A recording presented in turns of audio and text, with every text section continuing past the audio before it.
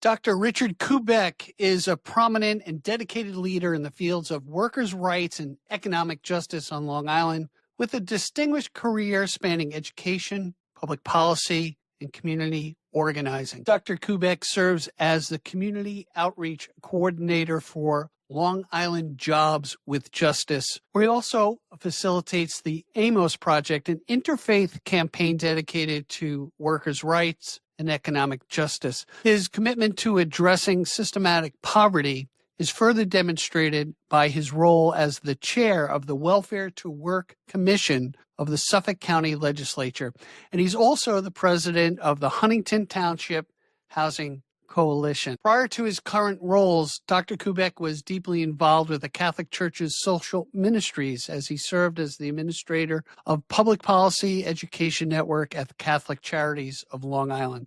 On We Move Forward Together, we profile people of goodwill who do the good work. And let me tell you, Richard Kuobek, Dr. Kuobek, has really done the good work. And I want to welcome Dr. Richard to We Move Forward Together. Welcome to the podcast. Thank you. Happy to be here, Steve. I was looking at your background and I was so intrigued by, one, you're a teacher. You're a trained teacher. And you got into doing the good work, doing legislative work, and working in your own community, which is Suffolk County, generally speaking. I really want to get your view on how you define social justice and what drew you to the work that you're doing now. I would say what drew me to the work probably is growing up in a home with particularly a mother who was very conscious of the downtrodden. So there was no place in my home for bigotry, and there was always a sense of, we were a comfortable middle-income family in Bayside, Queens. There was always a sense of being aware of people who had less. It wasn't an obsessive thing. It was just always there, and a sense of fairness. So that's what I grew up with. I had a Catholic education, elementary school, then a public high school, and then Catholic universities. Probably the year I spent full year at Fordham in 1963-64, when Fordham was in the midst of the Civil Rights Revolution. Right. Pedro Arrupe was the superior general. Just a sense of stuff is happening. So that sort of moved me, in the direction of my childhood, like to deepen my understanding of what's right and what's wrong. It also was, the Civil Rights Revolution, and I was becoming more aware of my surroundings and the world and what was happening. And then one thing leading to another, and all the tumult of the 60s and my questioning my Catholic faith and what were we doing supporting the Vietnam War, and why was the church quiet about civil rights? And I began to parish shop, as many Catholics were doing at that time, and wound up in Our Lady of the Miraculous Medal Church in Wyandanch, which at the time that the new pastor was Andrew Connolly, himself an icon of social justice on Long Island. And there I remained until last year. Racially diverse, just absolutely parish. It isn't what it used to be, but it was for many, many years. Andy was followed by Father John Servini, who's well known. He was followed by probably one of the most impressive justice icons, Bill Versati. So we were immersed. Priests sought the parish who were justice-oriented, like Ron Richardson. And so my faith formation deepened. And I became more and more conscious of where the church stood on social justice issues. And Father Gilmartin, who was the head of Catholic Charities, was in residence. And he and Father Servini got me involved in a parish social justice committee. Interesting. Okay. I didn't realize it when I got involved, but it was part of what Father Gilmartin was doing for the diocese, which was basically creating social justice committees in every parish that he could, where there was an outreach center. And it really was brilliant. It came out of Catholic Charities USA. The idea being, why don't we set an agenda of social justice by asking our charitable outreach centers or pantries, what is it you're seeing? And rather than look to, let's say, the U.S. Conference of Catholic Bishops or the New York State Conference of Catholic Bishops as the primary source of the agenda, just ask the outreach people, what are you seeing? Right. And when they tell you what they're seeing, then drill down and say, well, why are you seeing that? Okay, you're seeing more people coming in for food. Why? And the Kate, I'll just follow through on that example. When you ask that question, the answer over and over again became there isn't enough affordable housing. So people have to choose between paying their rent and getting food. Pay their rent to avoid an eviction, and they go to Our Lady of Miraculous Medal, Gerald Outreach Center, or whatever outreach center, and they get their food. That's the kind of thing that Gil Martin wanted throughout the diocese. It was brilliant. And he got it in many parishes, including mine. I was asked to chair the committee, and I was a teacher for many years at that point. And one day after Mass, he pulls me aside. He says, you want a job? I said, I have a job. Teacher. Right. Been teaching for many years. He said, well, it is a teaching job, but I want you to run our diocesan network. I want you to take over the network. I took a leave of absence, not knowing I had never worked for the church. I said, what am I getting into? Right.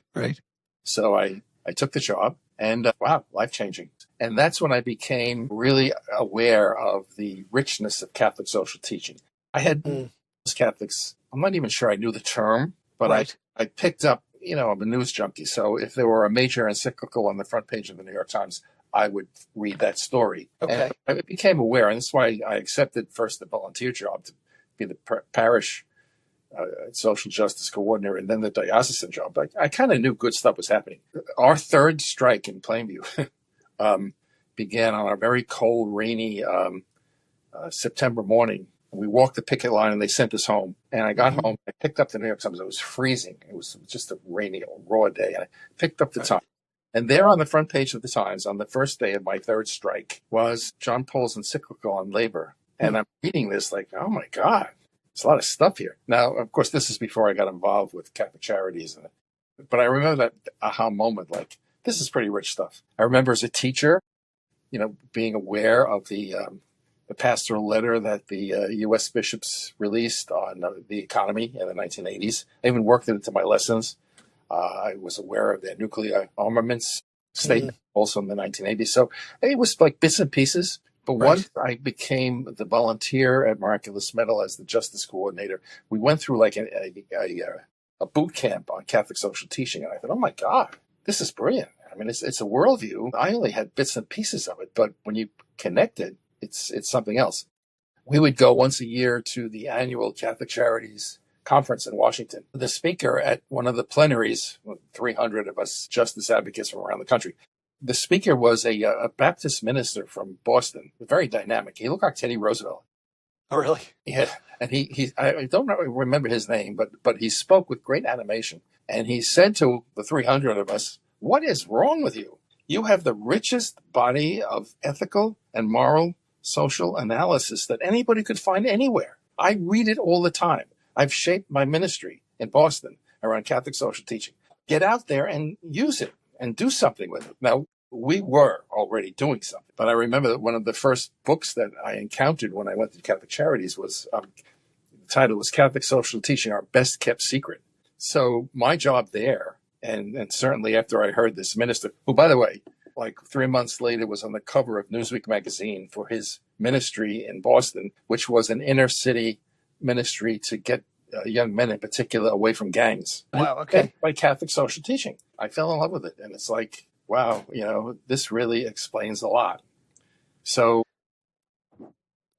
Well, you know what I find fascinating, and the people that we're attracting to this podcast, have these questions of, one, by the way, even though we're talking about Catholic social teaching, we're really talking to people of goodwill, but that's the foundation that you come from. And what I find interesting about your history is the fact of connecting your Christianity with the people that you're with of different faiths. And we'll talk about the interfaith ecumenical way of approaching things, because we have to start applying ourselves. And I think there's a yearning out for people who have spirituality, who have this yearning of, what can I do? Well, one of the most exciting things that we did at Catholic Charities, and I continue to do it, by the way, I left Charities in 2008, but I continue to do that work at Long Island Jobs with Justice. Primarily, my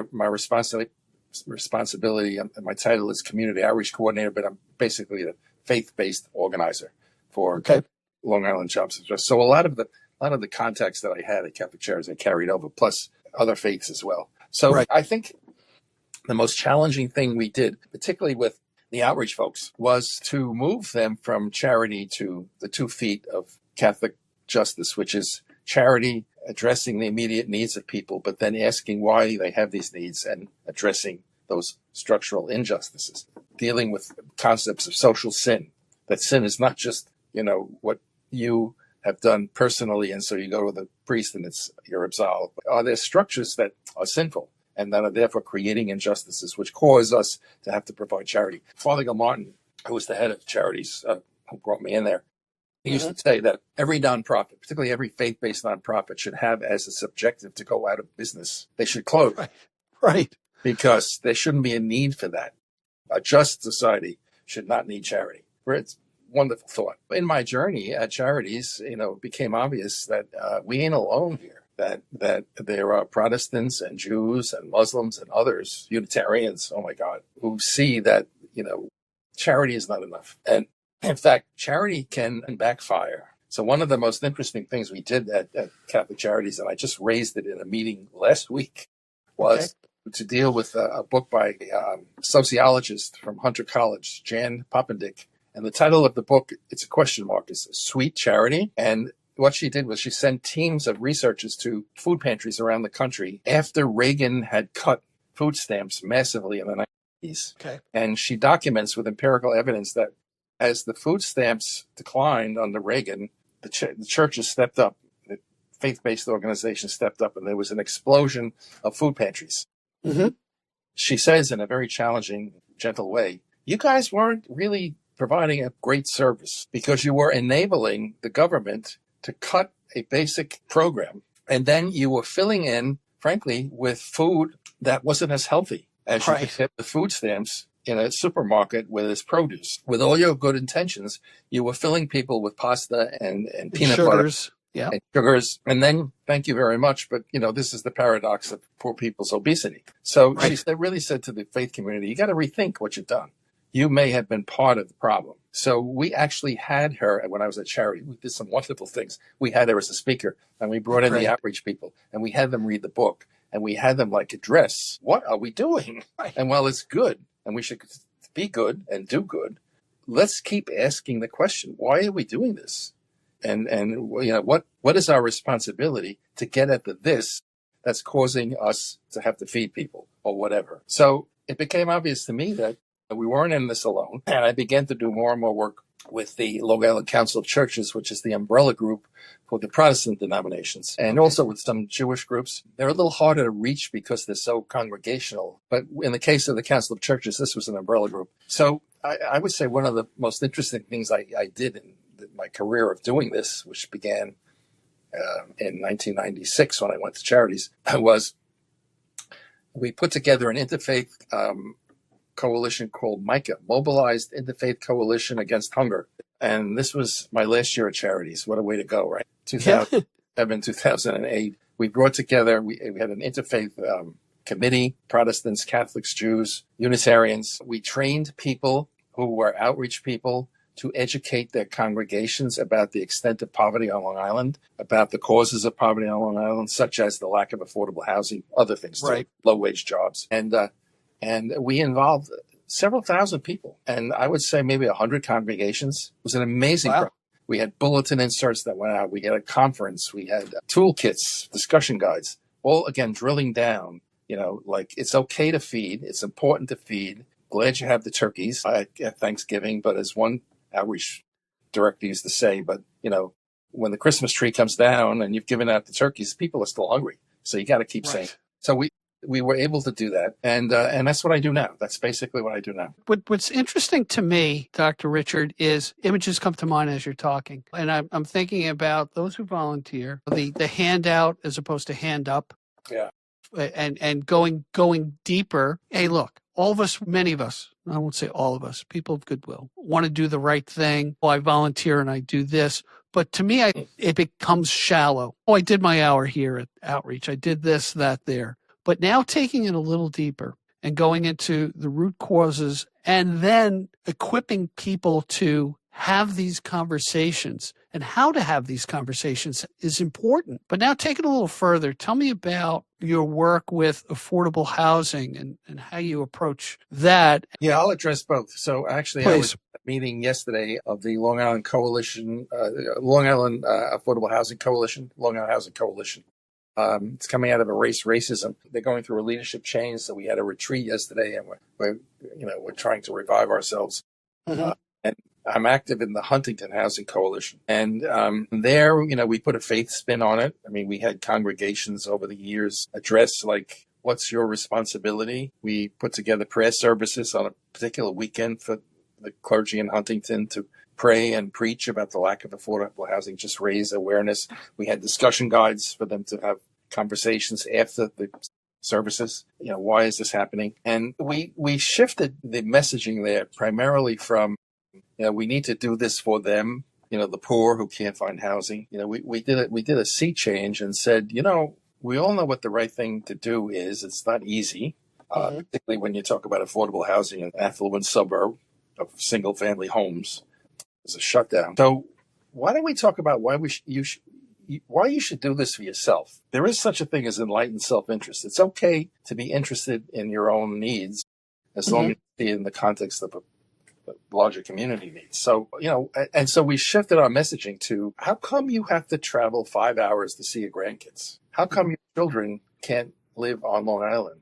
How come you're spending, I live in Half Hollow Hills, over $300,000 to educate your own children, and then they leave because they can't afford to live here? What's wrong with this? And so we shifted from, there's a moral obligation to help the poor to, it ain't just the poor. This is about community interest, and you're hurting yourself. So that was an interesting angle. I have to say, I've been at that for 20 years, and I've seen a shift in public, not because of me, but because of the work of many people that are in the affordable housing advocacy community, that there's now, I think, a greater acceptance of the need for affordable housing, thanks to education, thanks to Newsday, thanks to News 12, thanks to what we've done and others. But here's the rub. There was actually a survey about 10 years ago, and Long Islanders were asked, do you see the need for affordable housing? And 70% said yes, which we thought was an incredible shift in public opinion.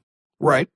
They were then asked, well, would you allow it in your own neighborhood? And 63% said, no, it's not really appropriate for my neighborhoods. So there's a lot of work to be done there. Yeah, I agree. And we spoke off camera the other day about the I'll categorize it as not in my neighborhood. Yeah. Hey, I want anybody who's listening to this, please comment and share this, obviously. And we'll have links to different organizations that are connected to the Dominican Sisters of Amityville, as well as We Move Forward Together.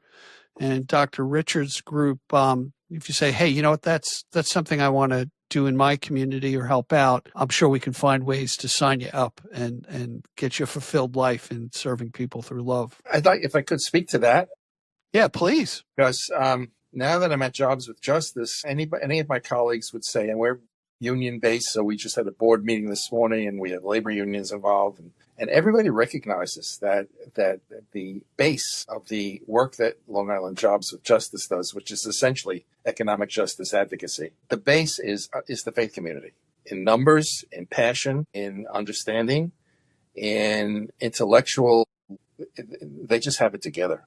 I remember during the first Trump administration, when we realized that things were going to get really bad for immigrants, we decided to have some folks who we already had been in conversation about immigration prior to the Trump election in 2016.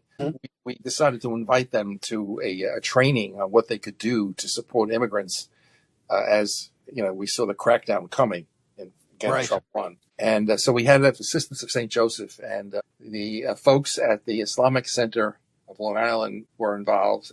Again, interfaith. They offered to pay for lunch. And so the fellow said to me, how many people do you expect? And I said, it's February of 2017. So it's a month after the inauguration. People are upset. I said, I think we would have 50. And so he gave us $500, $10 a person. We had 200 people.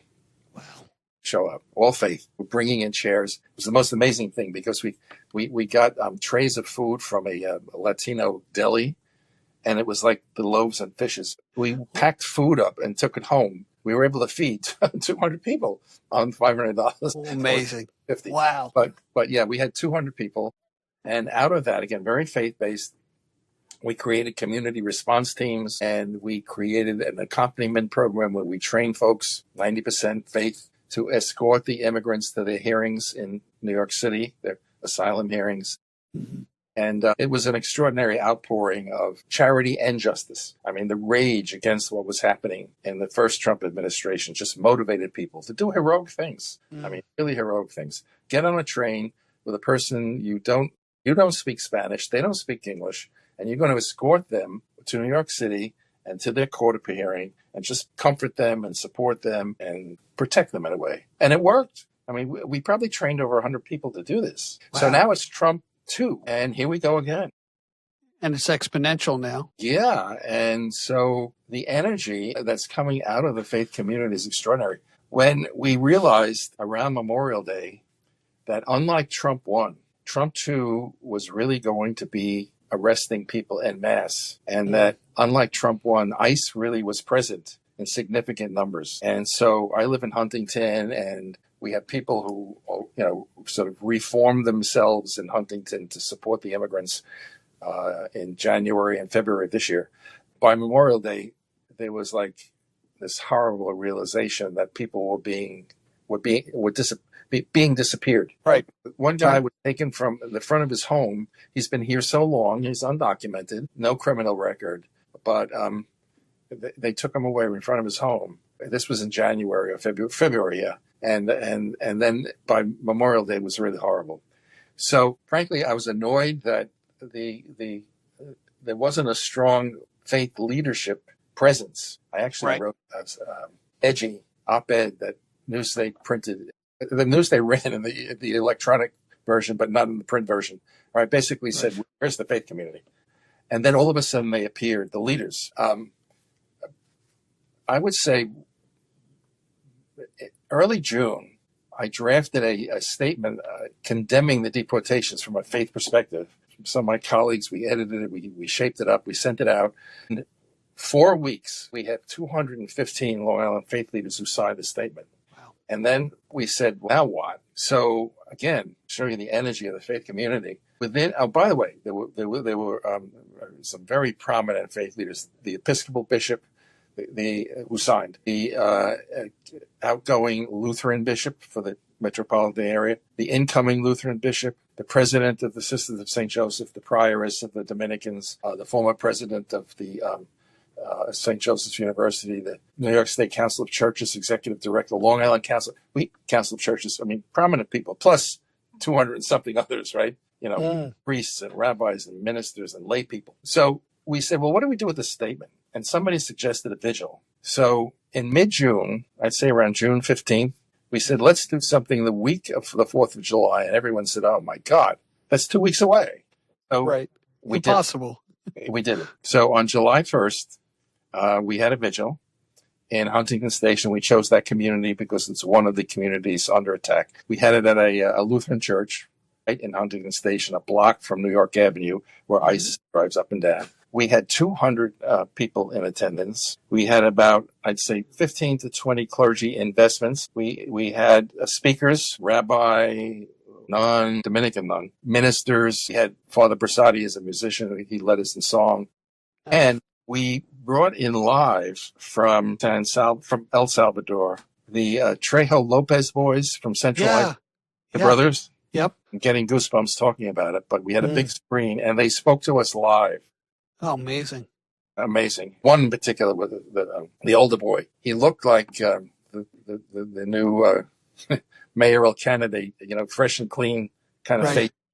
Zohar had that kind of face, warm kid. Mahmoud. Yeah. These kids, these boys, were put on a plane, shackled with their hands shackled and their legs shackled for 16 hours on a flight with one bathroom break. 3 different flights, dumped in El Salvador without their passports. And they had no criminal record. They had gone to their regular check-in. And the boy who spoke said, I knew I was in trouble because the agent came up and said, this is not going to go well for you. And they nailed it right there. The passion among these faith people I mean, people were weeping.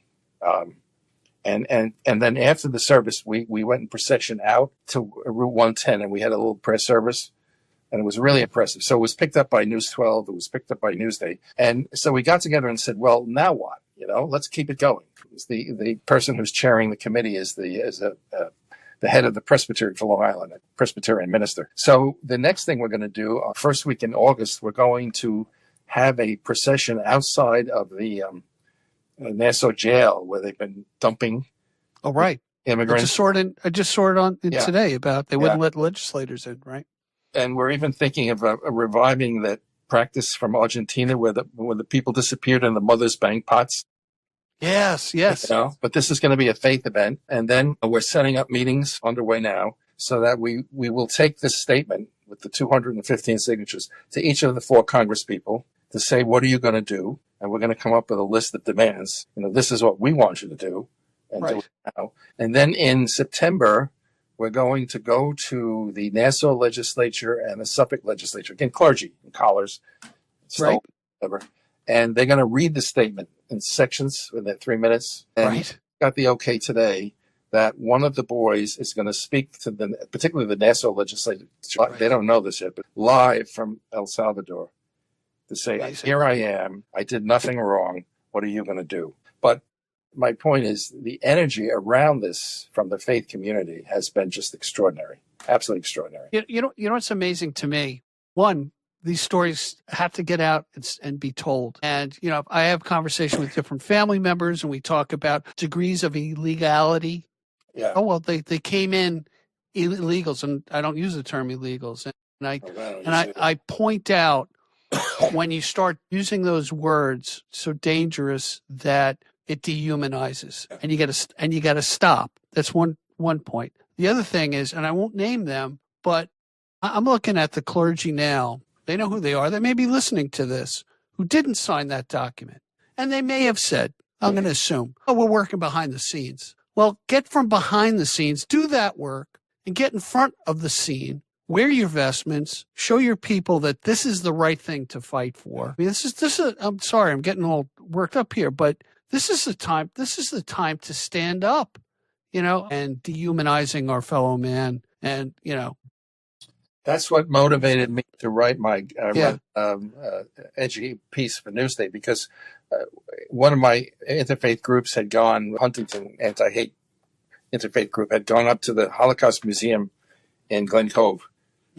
February. And by then, we kind of saw what was happening. At every stop, I don't know if you've been to the museum, but it's different scenarios that begins, with the demonizing of a group. And, the attacks upon the media, and then the attacks upon political opponents. And you get it.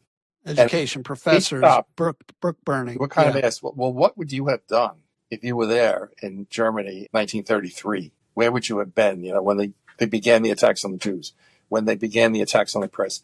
And I remember saying, oh, my God, it's happening now. What are we doing? So that kind of snotty approach was what I wrote in Newsday. Like, where are you, the clergy? Do something. Well, maybe they were in shell shock, but I have to say, that was at the time of Passover and Easter. What was that, April? Mm-hmm. But I have to say, by now, by June, 215 signed on. Some have not, and I'm really upset about that. Right. But they know who they are, and they know what they're not saying, and they know how upset. I was reading this afternoon, journalist Paul Moses, he used to work for Newsday, and he has a piece in Commonweal that I was reading today. And he opens the piece about immigration by saying, he's a respected journalist, that 20% of American Catholics are now living under the threat of deportation. 20%. Wow. By American, meaning they are here in America and they're Catholic. They may not be citizens. 20% of people who are in America who are Catholic. Unbelievable. And I have to say, at the national level, Linda Greenhouse, the New York Times court reporter, wrote a beautiful piece last week, and she basically said, I commend the Catholic Church for its moral clarity, at least at the national level. They've been great. Mm-hmm. But, at the local level, you got to say, why am I not speaking up? And who am I? Say something. But enough have come forward, and we now have this momentum of interfaith with plenty of Catholics, I want to say, plenty, including, again, the prioress of the Dominicans, the president of the Sisters of St. Joseph. I mean, coming forward and saying we're going to do this. So we have a plan of action into the fall, and Right. the energy around it is just on bad days. Do you get up in the morning and turn on CNN like what is it today? What are we going to? Where's my country today? Every morning. But it's really so discouraging. But these people of faith, are giving me hope. Like we're going to do this. So what's happening? You have the pulse of what's happening on the street. I have this curiosity, okay? And I try to put myself in the shoes of the downtrodden. Now, the day laborers at Home Depot that are getting swept up. Uh-huh. What are they doing? I mean, obviously there's a tremendous amount of fear. You go underground to a certain effect. What are you hearing from the streets in Huntington? What's happening? Well, we just had a meeting this week about the day laborers because 14 of them apparently were taken in one fell swoop from their informal shape-up site where they go to get work. It's a CVS. They've been there. Oh, yeah, I know it. Yep. Yeah, on Depot Road. Yep. There's been a history there. I mean, the neighbors aren't happy. CVS wasn't happy, but we worked it out. The second precinct was great. We came up with rules. This is years ago. The guys have to stand on the grass. They have to behave themselves. Family Service League has set up they call it the cafe. It's kind of a respite center. So the guys who don't get work from 10 to 3 can go into the center and get some food and have a bathroom. They bring in a shower once a week. Many of them are home. So we had this meeting, and we're trying to work with the National Day Laborers Organizing Network. They have a program called Adopt a Corner. So we're working to get our volunteers, we have a lot in Huntington, to adopt that corner, bring the guys water, get to know their names. And here's what came out of the meeting, that even the Family Service League said, we don't know who they're taking. We don't know their names. We don't know where they're going. They just disappear. That's what gave me the idea of the POTS, by the way. That's exactly, it's the mothers in Argentina. Our children disappeared. They're gone. We don't know their name. See, like the thoughts of. So I invite anyone who's listening to this podcast to come back and hear some of the stories. There's an episode that we have out with Sister Frances, who is the oldest nun in the world at 112. An amazing, tough lady, man. Let me tell you, she's got more guts than I ever had in my life, in her pinky than anywhere else. Sister Peggy was at the vigil on July 1st. Oh, okay. So Margaret was there. Galliardo, quite a few. Yeah, yep. They really are there, and they're amazing. And I just can't. I'm in awe, of what they're doing. Yeah, they're finding our hope for this podcast. We move forward together is to profile people like yourself, Dr. Richard, the different sisters and other associates and other people that we hope to inspire our audience to say, wow, they're really cool in what they do. We got to keep telling the stories, keep the presence out there, keep setting it in a faith context about right and wrong. That's who we are. And I'm confident that, somebody said, well, you're going to get the boys home? I said, I hope so. Maybe we will. Right. Well, Dr. Richard, I really enjoyed spending this time with you. You're going to be welcome back. We have so much more we haven't covered that I'd like to talk about, but I'd like to leave this with the audience, a vision of hope and a vision of activism. So let's get off our butts and let's make change. Let's make the change that we want to be in the world by setting the world on fire in the right way. You bet. Right? Thank you so much for having me. It's a pleasure. All right. Be well, everybody. We'll see you next time.